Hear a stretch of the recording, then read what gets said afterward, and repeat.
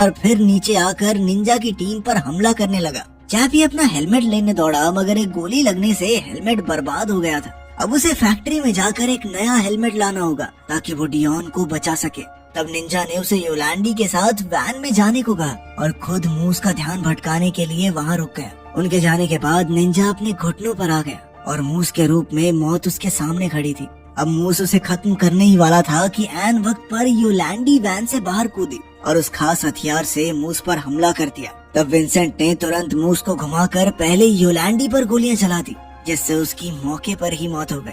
उसी वक्त चैपी योलांडी के पास पहुंचा और अपनी मां की मौत देखकर वो बेहद हताश हो गया। उसी पल उसे डेटोनेटर मिल गया और उसने तुरंत बटन दबा दिया, जिससे मूस के शरीर पर लगा बम फट गया और एक जबरदस्त धमाके में वो तहस नहस हो गया। इसके बाद चैपी डियोन को लेकर टेट्रावेल लैब में पहुंचा, जहाँ विंसेंट उसे देखते ही भागने लगा। चैपी ने उसकी टांग पर चाकू फेंककर उसे रोक दिया और विंसेंट जैसे तैसे मेन ऑफिस तक पहुंचा। चैपी को देखकर सभी लोग बेहद डर गए। चैपी ने विंसेंट को उठाकर दीवारों और खिड़कियों पर बुरी तरह पटकना शुरू कर दिया।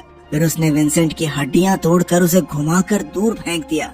आखिरकार उसने विंसेंट से कहा कि जा, तुझे माफ किया।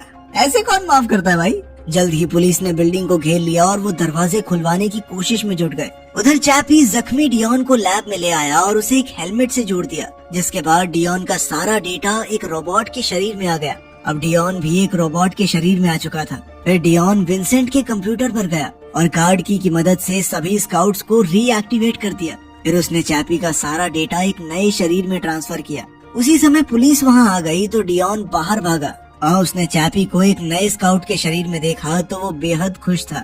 अब वो दोनों निंजा के साथ अपने अड्डे पर लौटे, जहाँ उन्होंने योलांडी को दफनाकर उसे श्रद्धांजलि दी। फिर टीवी पर खबर आई कि सभी रोबोट स्काउट्स को बंद कर दिया गया है और अब पुलिस वाले ही पहले की तरह दोबारा से काम करेंगे। कुछ देर बाद चैपी को वो यूएसबी स्टिक मिली जिसमें उस हेलमेट टेस्ट का डेटा था जो उसने योलांडी पर किया था। तब उसने फैक्ट्री मशीन्स को हैक करके एक सुंदर सी रोबोट बनाने का ऑर्डर दिया और अंत में योलांडी का डेटा उसमें अपलोड कर दिया।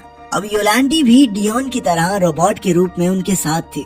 या फ्यूचर में रोबोट्स इंसानों की जगह ले लेंगे? इस बारे में आप क्या सोचते हैं? कमेंट्स में जरूर बताना। मिलते हैं अगली वीडियो में।